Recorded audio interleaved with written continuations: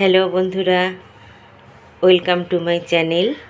আজ আমি তোমাদের তরকার যে ডাল আছে মানে সবুজ মুগ, দেখো সোনামুগ, এই সোনামুগের এক অনন্য রেসিপি দেখাবো। তার জন্যে আমি সোনামুগটা রাতে ভিজিয়ে রেখেছিলাম।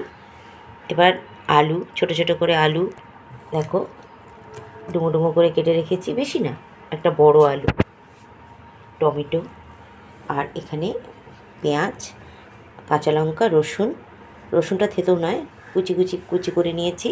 আর এখানে প্রেসারে আমি সোয়াবিন ভিজিয়ে রেখেছি। এটা একটা আলু আর সোয়াবিন একসাথে আমি সিটি দিয়ে নেব, তারপর ডালটাও সিটি দিয়ে নেব, তারপরে আমি দেখাচ্ছি কিভাবে কি করছি। দেখো মুগটা আমি সেদ্ধ করে নিয়েছি। হ্যাঁ, একদম গলিয়ে না, একটু গোটা গোটা আছে। আর এদিকে দেখো আমি 3টে ডিম নিয়েছি, আর বাকি যেটা লাগবে আমার ধনেপাতা কুচি আর কাশ্মীরি মির্চ আমি রেডি করে নিয়েছি। দেখো আমি ডিমের একটু ঝুরি ভাজা করে নিচ্ছি, একটু কাঁচা লঙ্কা কুচি আর ধনেপাতা কুচি দিয়ে, আর কিছু দিই। কাঁচা লঙ্কা কুচি, ধনেপাতা কুচি আর অল্প নুন দিয়ে আমি ডিমটা ঝুরি ভাজা করে নিলাম। দেখো আমি তেল বসিয়েছি। এবার আমি ফোড়নটা দেখো আমি কি দিচ্ছি, কেননা রান্নায় ফোড়নের ভূমিকাটা কিন্তু খুব গুরুত্বপূর্ণ। কোন রান্নায় কি ফোড়ন দিলে খেতে ভালো লাগে বা সুন্দর গন্ধ বেরোয়। দেখো আমি এখানে যে আমি মুগ মশলা করতে গিয়ে আমি রাঁধুনি জিরে ফোড়ন দিলাম। আমি তেলটা কড়া গরম হওয়ার পরে কিন্তু আঁচ একদমই কমিয়ে দিয়েছি। এইবার দেখো আমি কি দিচ্ছি, কাঁচা লঙ্কা কুচি, রসুন কুচি আর পেঁয়াজ কুচি।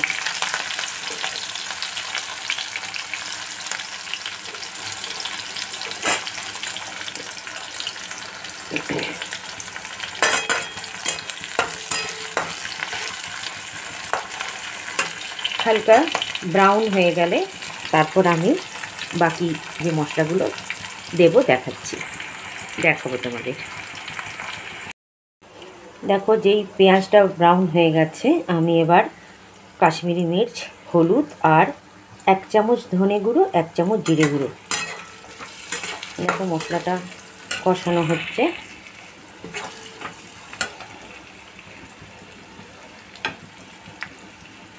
দু 3 মিনিট নাড়ার পরই আমি টমেটোটা দিয়ে দিলাম।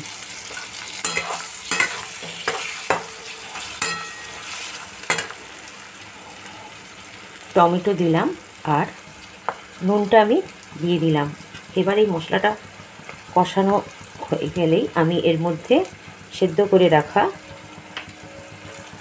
মুগ আর সোয়াবিন আলুও যে আমি একটু ভাপিয়ে রেখেছি, সেই সোয়াবিন আলুটা এর মধ্যে দিয়ে দেবো।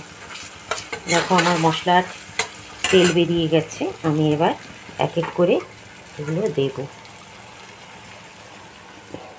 দেখো প্রথমে আমি সোয়াবিন সিটি দিয়ে আমি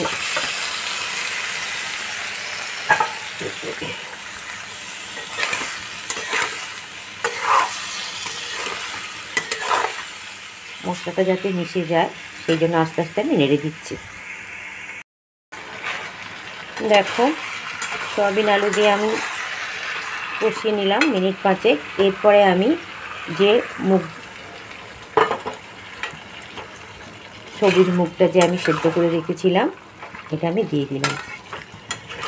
দেখো এরপর অল্প একটু আমি মিষ্টি দেবো, জল বেশি লাগবে না, এখানে আমি অল্প একটু জল দেবো, তার কারণ যাতে নুনটা এর মধ্যে ঢুকে যাওয়ার জন্য।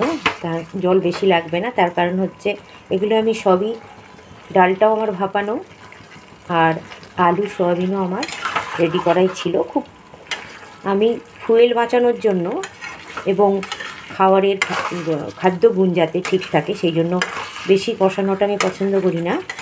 এতে খাদ্যগুণও বজায় থাকে আর টাইম কম লাগে, ফুয়েল বাঁচে। তা আমার রান্নার এত ভিডিও দেখলে তোমরা বুঝতেই পারবে। দেখো এরপরে আমি অল্প একটু জল দিয়ে দেব। দেখো আমার এটা একদমই হয়ে গেছে। আমি অল্প একটু চিনি দিলাম। চিনি কিন্তু মিষ্টি মিষ্টি হবে না, কিন্তু চিনিটা দিলে রান্নার পানসা ভাবটা কেটে যায়, তাই আমি অল্প চিনি দিলাম। আর কুচি করে রাখা ধনেপাতা ছড়িয়ে দিলাম। আমি কিন্তু গ্যাস একদমই কমিয়ে দিয়েছি। ধনেপাতা কুচি দিলাম। আশা করি তোমাদের এই পদটা ভালো লাগবে। আর সব শেষে আমি যে ডিমের ঝুরি ভাজা করে রেখেছিলাম সেই ডিমের ঝুরি ভাজাটা আমি ছড়িয়ে দিলাম। দেখো এই মেনুটা পোলাওয়ের সাথেও ভালো লাগে, গরম ভাতের সাথেও ভালো লাগবে, আবার রুটি পরোটা রুটির সাথেও খেতে ভালো লাগে। তোমরা করে দেখো, আশা করি তোমাদের ভালো লাগবে। আমার হয়ে গেল দেখো মুগ মশলা।